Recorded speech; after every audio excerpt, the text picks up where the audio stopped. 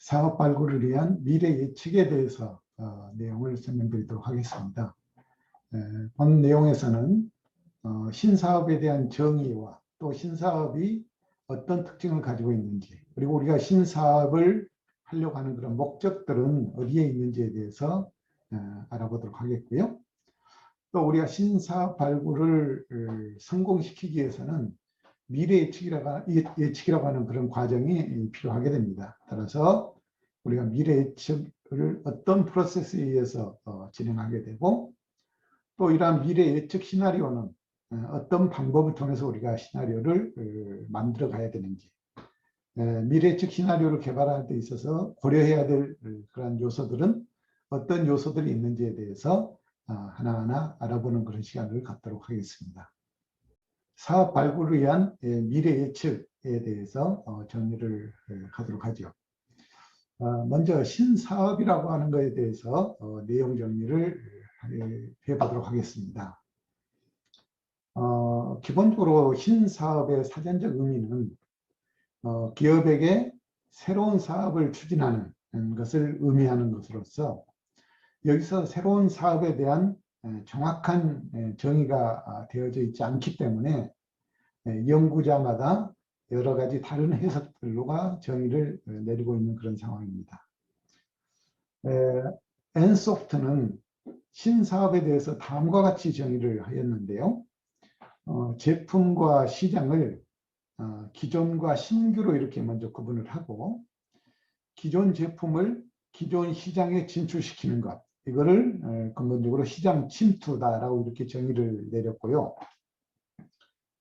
이렇게 기존 제품을 기존 시장에 시장 침투 형식으로 이렇게 참여하는 이유는 기존 제품의 시장 점유율 및 제품 사용률을 증대시키고, 또 브랜드를 부활한다든지 기존 고객을 위한 어떤 새로운 용도를 발견하기 위한 그러한 관점에서 시장 침투라고 하는 이런 신사업이 이루어지게 됩니다. 또한 기존 제품을 신규 시장으로 진출하는 것은 이제 시장 개발이다라고 이렇게 정리를 했습니다. 이러한 시장 개발은 지리적 확장과 새로운 세분 시장을 목표 시장으로 선정을 하고 추진하는 그런 내용이 되겠습니다. 또 세 번째로는 새로운 제품을 기존 시장을 통해서 공략하는 것을 우리가 제품 개발이다라고 이렇게 표현을 하고 있습니다. 이러한 제품 개발은 제품 특징을 추가한다든지, 또 차세대 제품을 개발하거나, 또 제품 범위를 확장시키는 것, 이런 것들을 우리가 제품 개발이라고 하는 측면에서 진행시키고 있습니다. 네 번째로는 새로운 제품을 새로운 시장에 추진하는 것, 이걸 우리가 사업의 다각화라고 이렇게 얘기할 수가 있겠죠. 이런 식으로 구체적으로 제품과 시장의 기존과 새로움을 바탕으로 해서 우리가 신사업에 대한 정확한 정의를 구체적으로 내리고 있다고 볼 수 있겠습니다. 그러면은 이러한 신사업은 어떠한 특징을 가지고 있는가를 알아보도록 하겠습니다. 신사업은 기본적으로 회사 내부의 기존 조직에서 사업 활동과 또 다른 새로운 사업 활동을 포함하고 있다라고 이렇게 볼 수가 있겠는데요. 대체적으로 이러한 신사업들은 내부적으로 시도가 되기도 하고, 또는 내부에서 제한되기도 하는 형태가 대부분이라고 볼 수 있겠죠. 또 기존 조직의 사업보다는 많은 그런 실패 위험을 가지고 있다고 하는 것이 신사업이 가지는 특징으로 볼 수가 있겠습니다. 그렇기 때문에 회사에 큰 손실을 가져올 그런 가능성도 있고요. 또 높은 불확실성을 내포하고 있기 때문에 기존 사업과는 별도로 이렇게 운영되면서 판매, 이윤 또는 생산성, 그리고 제품의 질을 향상시키기 위한 이러한 의도로 우리가 신사업을 진행하고 있고, 이러한 신사업들은 앞에서 보는 이러한 특징들을 가지고 있다라고 볼 수가 있겠습니다. 신사업의 목적, 신사업은 어떤 목적을 가지고 우리가 추진하고 있는가를 살펴보면요. 기업은 이렇게 어렵고 또 미래가 불확실한 그런 신사업을 왜 지속적으로 시도하고 있는가를 우리가 살펴볼 필요가 있겠죠. 크게 보면은 산업 조직론적 관점, 또 대리 이론의 관점, 자원 기반 이론의 관점에서 우리가 구분해 볼 수가 있을 것 같습니다. 먼저 산업 조직론적인 관점에서 살펴보면은 신사업의 발굴이나 진출은 기존 산업의 수익성이 낮아짐으로 인해서 기업의 입장에서는 새로운 어떤 성장 동력을 확보하려고 하는 그런 차원에서 또 그런 목적을 가지고 우리가 새로운 사업을 시작하는 그런 산업 조직론적 관점에서의 목적이 있을 수 있겠고요. 또 한 측면에서는 대리 이론적 관점에서 우리가 생각해 볼 수 있는데, 기업이 성숙기에 들어서면은 현금의 흐름이 나빠지는 것으로 이렇게 우리가 예상되어 줄 수 있습니다. 자, 이럴 때 경영자는 자신의 어떤 고용 위험을 낮추기 위한 그런 수단으로서 새로운 사업을 진출하게 되는데, 바로 이러한 목적으로 새로운 사업을 추진하는 것이 바로 대리 이론 관점에서 보는 신사업의 목적이다라고 볼 수가 있겠습니다. 또 세 번째로는 자원 기반 이론의 관점에서 우리가 살펴볼 수가 있겠습니다. 이런 자원 기반의 이론이라고 하는 것은 이미 기업이 가지고 있는 그러한 자원들을 재활용하기 위한 그런 측면에서 우리가 새로운 사업을 진출하게 되는 것이 바로 자원 기반 이론에 근거한 그런 신사업 추진의 목적이다라고 정리해 볼 수가 있을 것 같습니다. 네, 새로운 사업의 발굴 성과에 대해서 우리가 생각을 해볼 필요가 있겠습니다. 여기서 사업 성과라고 하는 것에 대해서 우리가 한번 좀 알아봐야 될 것 같은데요. 사업 성과라고 하는 것은 기업이 가지는 자원을 활용을 하고 또 사업 활동을 통해서 얻어내는 그런 산출물들이 투입해서 전환 프로세스를 거쳐서 핵심 업무로까지 가는 데 있어서 유무형의 상품 또는 서비스 또 이런 것들로 인해서 발생되는 수익성들이 어떻게 나타나느냐 하는 것이 바로 사업의 성과다라고 이렇게 우리가 생각을 해볼 수 있을 것 같습니다. 우리가 그동안의 사업 성과라고 이렇게 보면은 주로 재무적 성과 또는 비재무적 성과, 또 기업 내적 성과, 기업 외적 성과 이렇게 우리가 많이 구분을 해봤습니다. 그러나 최근에는 이러한 재무적, 비재무적 또 기업 내 외적인 성과와 더불어서 사업 성과를 창출하기 위한 재무적 성과 지표 이외에 고객의 욕구라든지 또는 고객의 만족을 통해서 구매를 유도할 수 있는 그런 전략적 능력에 대한 것들을 우리가 사업 성과의 중요한 이슈로 이렇게 이해를 하고 있습니다.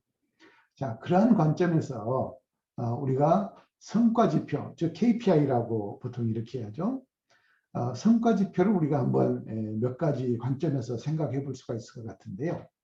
첫 번째로 우리가 재무적 관점에서의 성과를 생각해 볼 수가 있을 것 같습니다. 재무적 관점에서의 성과라고 하는 것은 주주의 부를 최대로 하는 것이 목적일 수가 있겠는데요. 전통적인 재무제표를 사용을 해서 최종적인 어떤 성과를 이루어내는 것, 이것이 바로 우리가 재무적 관점에서의 사업의 성과다라고 생각을 해볼 수가 있겠습니다. 자, 두 번째로는 고객의 관점에서 사업의 성과를 생각을 해볼 수 있겠죠.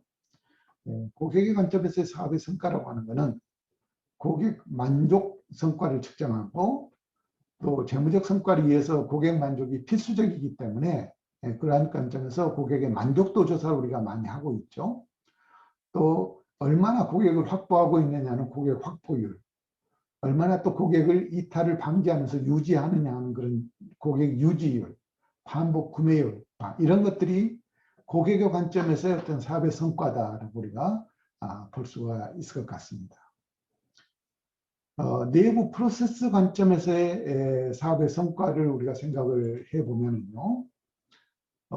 기업 내부의 업무 프로세스의 효율성을 측정을 하는 것인데, 기업의 모든 그런 프로세스가 효율적으로 운영되고 또 낮은 원가 수준을 유지하면서 저렴한 가격의 제품을 공급할 수 있는 이러한 것들을 우리가 내부 프로세스 관점에서의 사업의 성과다라고 생각을 해볼 수가 있겠습니다.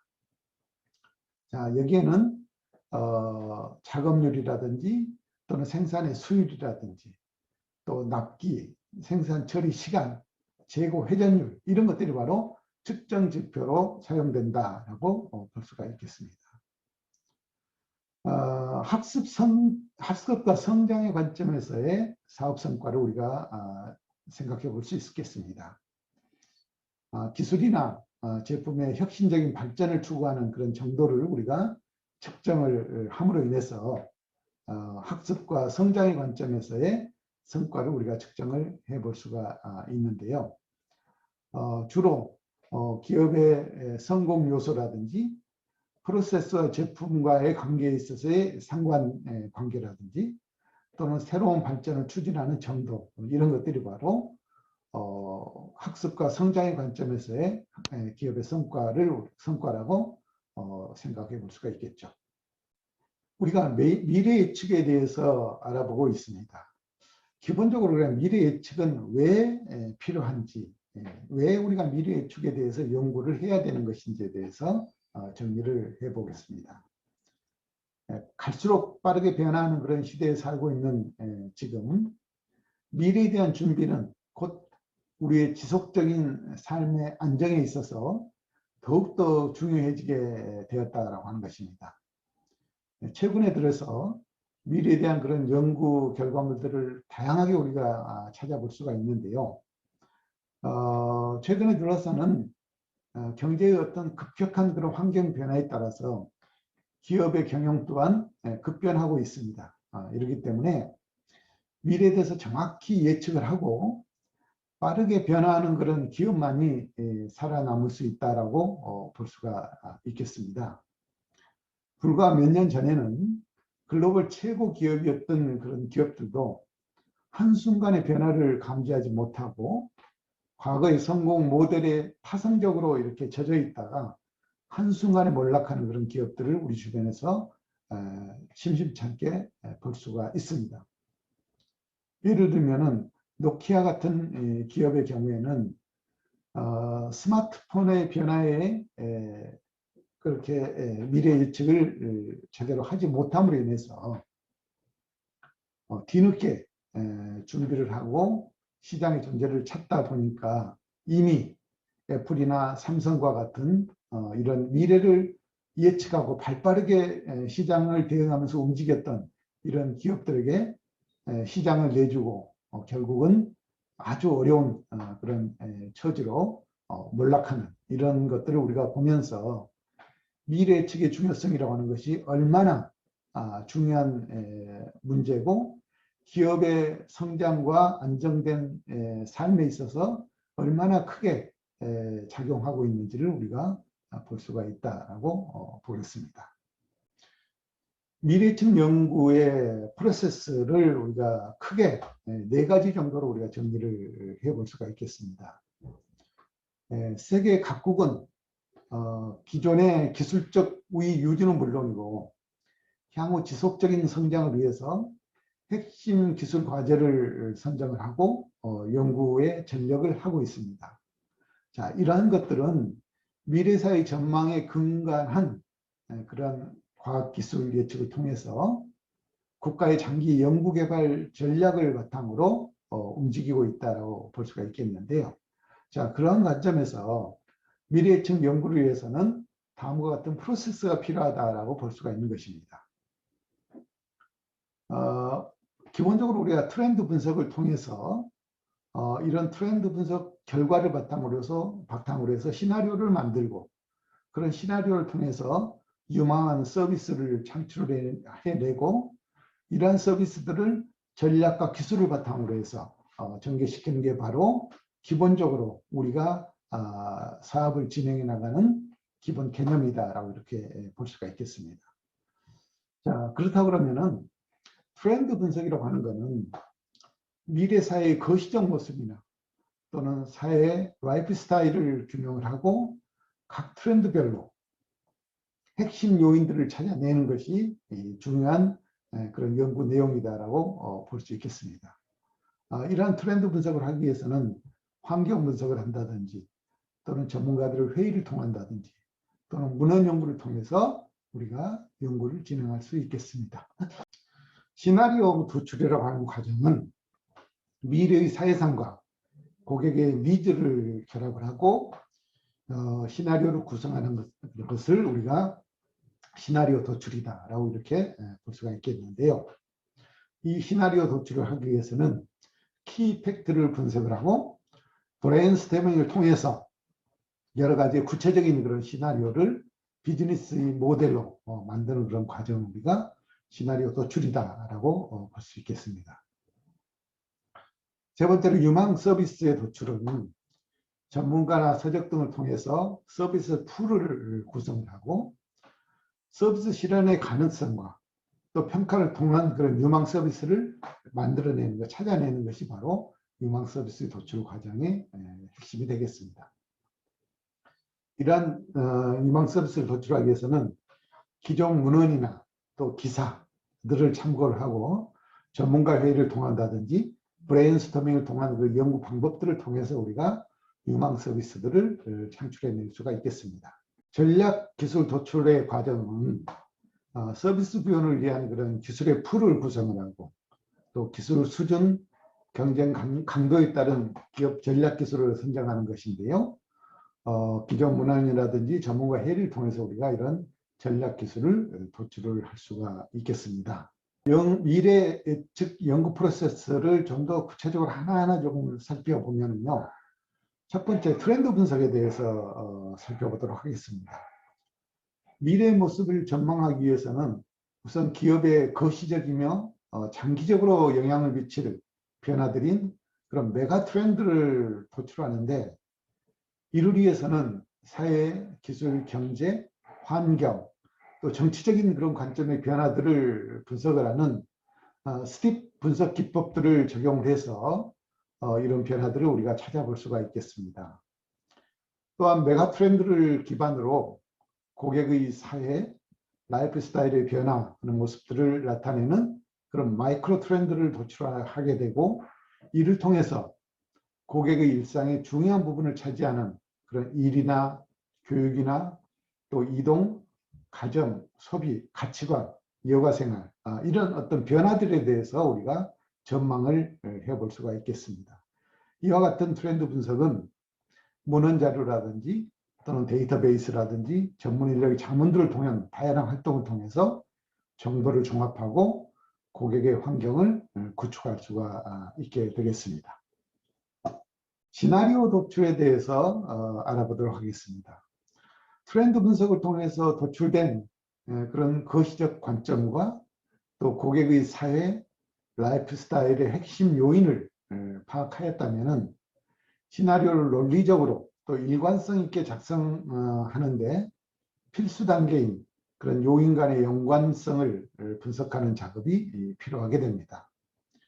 요인들은 서로 연결되어 있어서 상호작용으로 조직의 의사결정 사안에 영향을 미치며 또 미래 표적의 휠이라든지 교차 영향 분석 등과 같은 그러한 방법들을 사용을 해서 요인의 효과 및 연관관계를 분석을 할 수가 있겠습니다.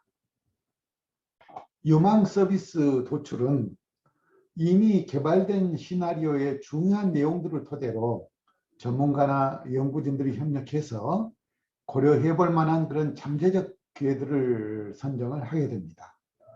또 이 선정된 서비스 후보 아이템들에 대해서 미래 시나리오와 연관성, 또 기업의 사업 방향과의 연관성 등을 고려해서 다시 재정립함으로 인해서 서비스 기회를 압축하고 또 미래 유망 서비스 기회를 도출할 수가 있을 것입니다.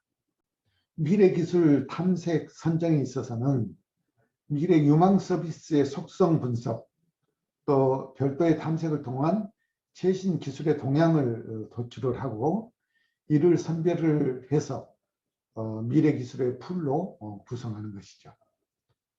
즉 미래 서비스 속성에서 추출된 그런 기술과 또 선도 연구개발 기반의 최근 연구 주제, 또 기술과 관련된 그런 논문에서 언급된 기술들을 종합해서 기술 동향을 도출을 하고 이를 대상으로 너무 지엽적이거나 또는 그 실체가 모호한 그런 개념적 기술, 또 실용화와 상용화에 있어서 장기간이 소요되는 그런 기술들을 제거함으로 인해 가지고 계층 및 중복의 여부를 교정을 해서 체계화된 그런 기술 트리를 재구성함으로 인해서 중요한 기술들이 선정될 수 있다라고 이렇게 보면 되겠습니다.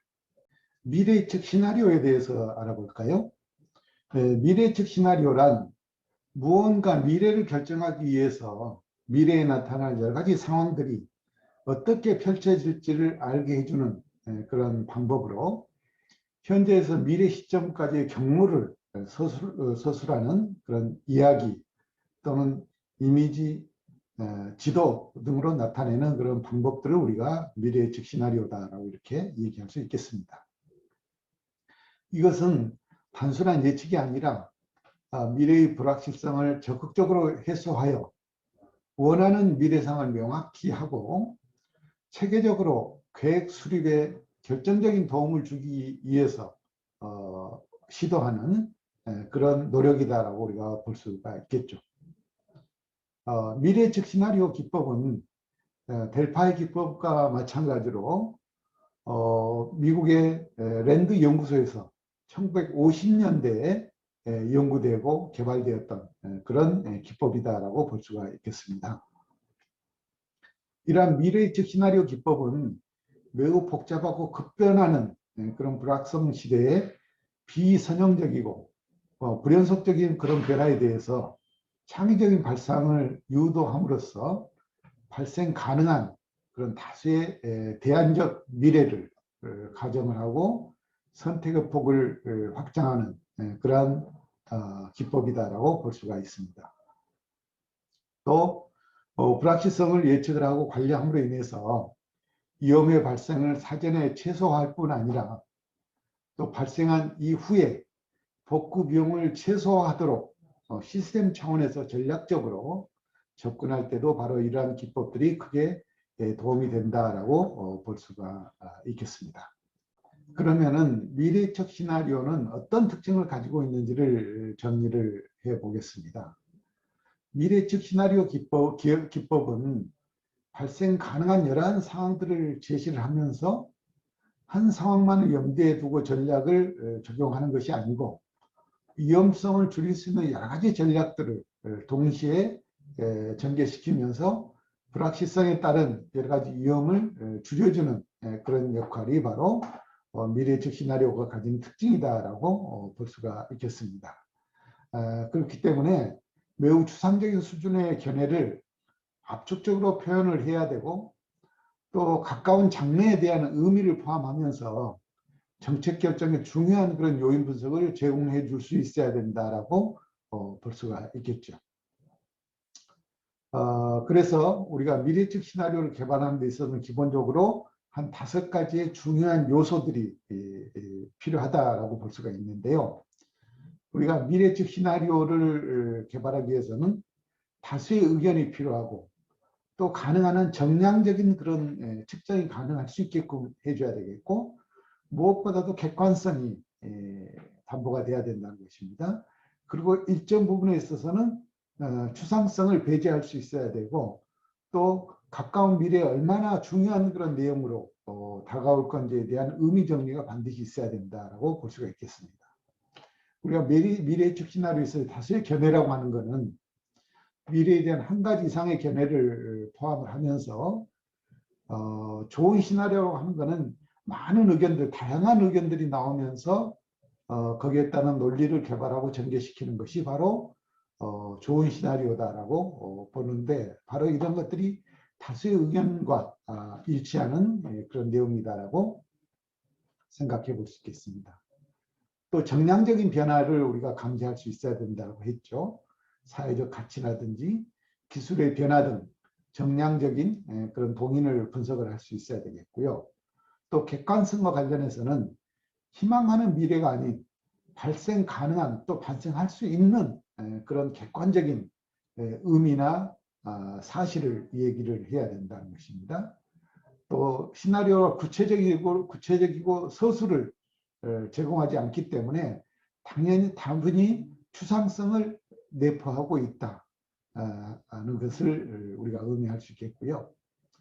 또 가까운 미래의 상황의 의미를 분석을 하기 때문에 최근에 또는 가까운 미래에 얼마나 중요한 일들이 우리 기업에 영향을 미치고 우리 기업의 문제로 제한될 수 있는지에 대해서 우리가 생각을 해볼 수 있어야 된다고 보겠습니다. 미래적 시나리오의 개발 방법에 대해서 정리를 해보도록 하죠.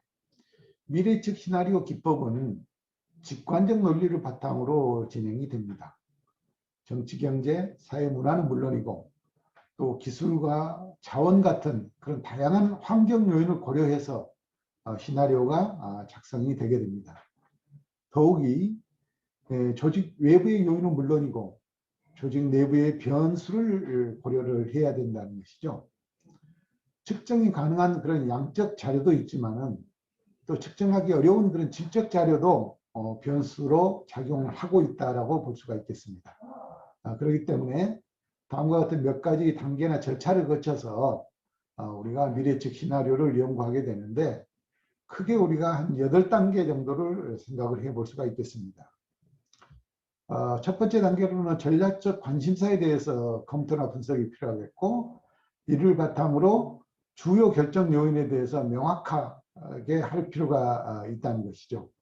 그리고 주요 결정 요인에 대해서 분석을 하고 검토를 하고 분석하는 이런 과정이 전개될 수가 있겠습니다.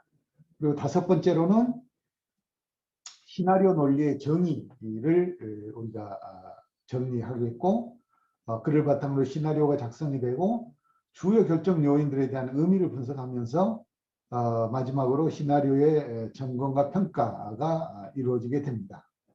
그래서 이러한 8개의 단계를 크게 우리가 나눠보면은 기획 단계가 있고 문제 발견 단계가 있고 평가 단계가 있게 되고 그를 통해서 솔루션을 개발하는 이러한 단계들을 우리가 생각해 볼 수 있는데요. 첫 번째 단계, 전략적 관심사에 대한 검토와 분석이 바로 기획 단계, 즉 과제의 기획 단계가 될 수가 있겠습니다. 그리고 주요 결정 요인을 명확히 하는 단계가 바로 문제 발견 단계, 즉 트렌드 분석 단계다라고 우리가 볼 수가 있겠고요. 그리고 세 번째, 네 번째의 과정을 우리가 평가 단계다라고 이렇게 볼 수가 있습니다. 그리고 이어서 6번째 단계를 우리가 솔루션 개발 단계, 5, 6번째 단계를 솔루션 개발 단계, 그 다음에 7, 8번째 단계를 평가 단계다라고 이렇게 분석을 해볼 수가 있겠는데요.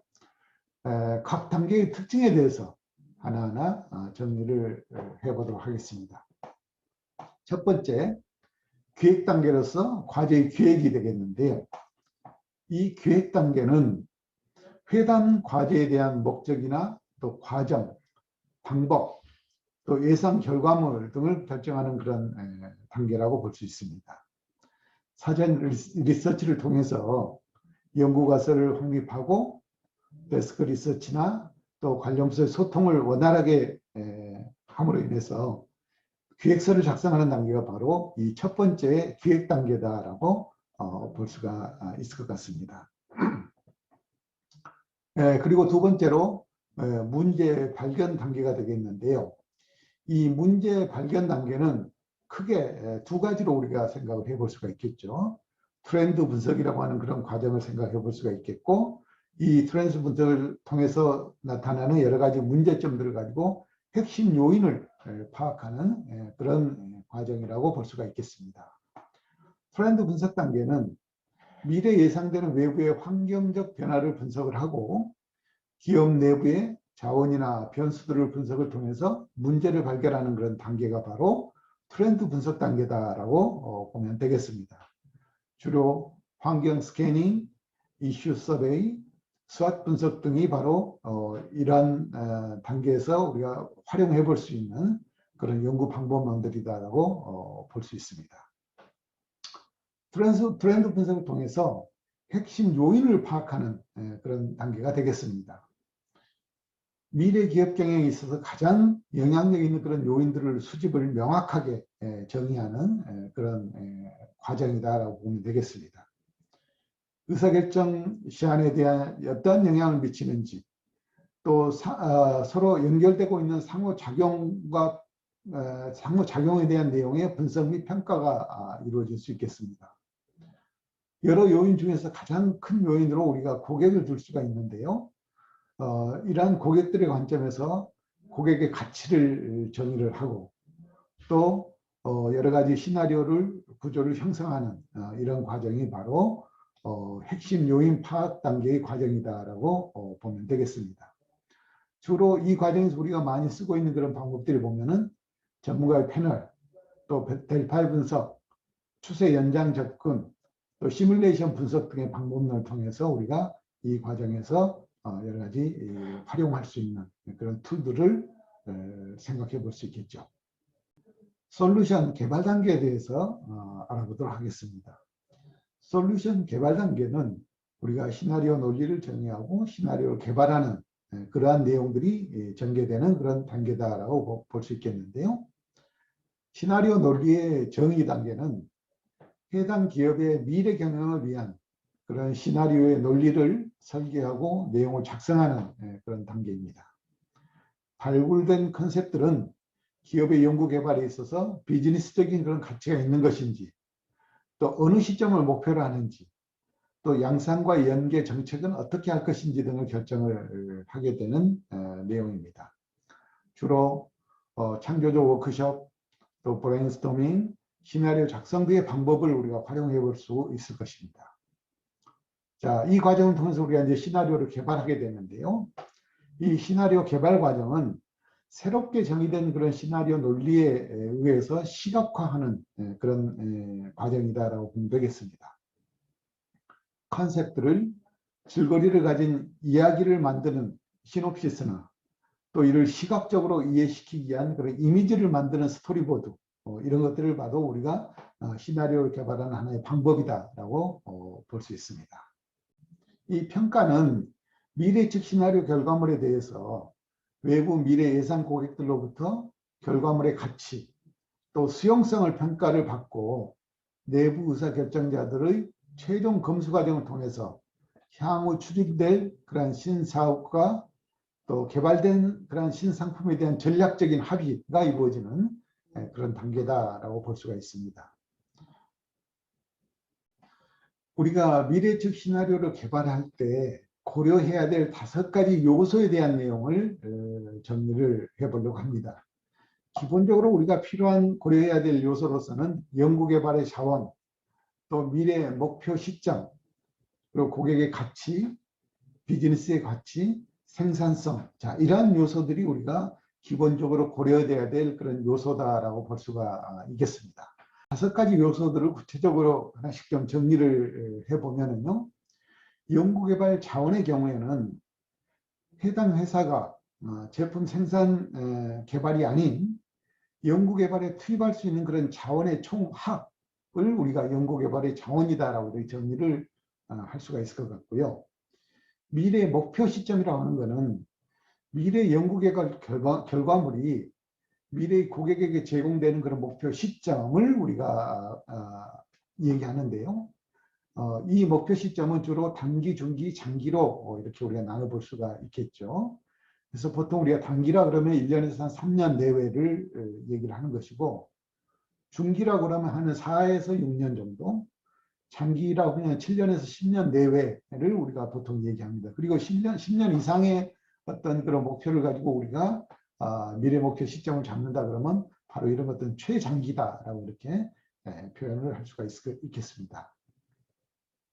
네, 고객의 가치라고 하는 것은 기업이 경영을 위해서 상품을 개발하고 이를 고객이 사용함으로 인해서 고객들에게 주어지는 그런 이점 및 가치를 얘기하는 것이 되겠습니다.